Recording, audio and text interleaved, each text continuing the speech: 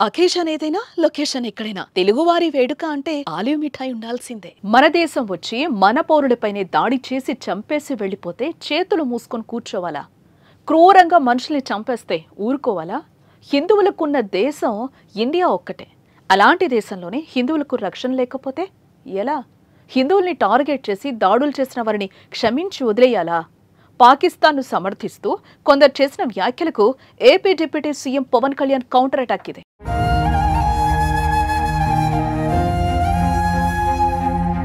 పహల్గాం దాడి ఘటనపై AP deputy CM Pawan Kalyan తీవ్రంగానే ఖండించారు. ఈ ఘటనలో పాకిస్తాన్ కు మద్దతుగా మాట్లాడుతున్న వారిపై ఫైర్ అయ్యారు.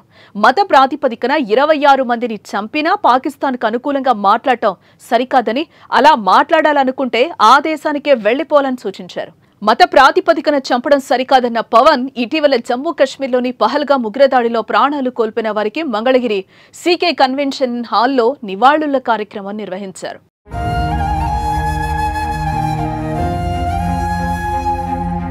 ఉగ్రవాదం, హింసపై అందరూ ఒకేలా స్పందించాలన్నారు. కశ్మీర్ భారత్లో భాగమని, ఇలాంటి విషయాలపై ఓట్లు, సీట్ల కోసం మాట్లాడకూడదని చెప్పారు.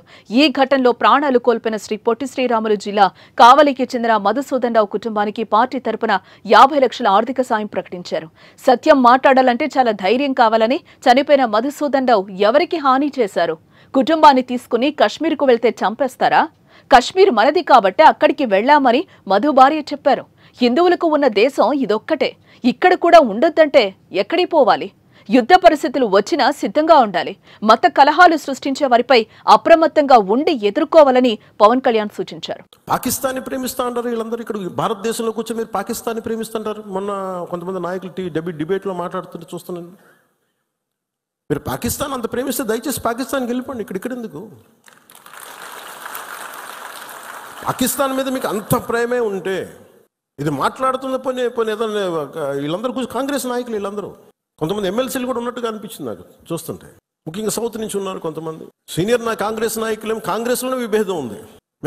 మేము వెళ్ళిపోతే మీరు పాకిస్తాన్ని, మీరు భారతదేశంలో దాడి జరిగినప్పుడు భారతదేశానికి నిలబడాలి తప్ప పాకిస్తాన్కి నిలబడతాం మీరు సెక్యులరిజం అంటే అది ఏ ససేమిరా ఎవరు ఒప్పుకోరు. ఇక్కడ పోయిన ప్రాణాలని మనం ఎలాగ తిరిగి తీసుకురాలేం. పెద్ద ఎర్నింగ్ మెంబరు చనిపోయాడు కుటుంబంలో, మధుసూదన్ గారి కుటుంబంలో.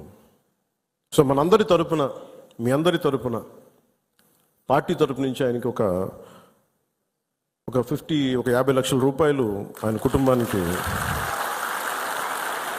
అందజేస్తున్నారు.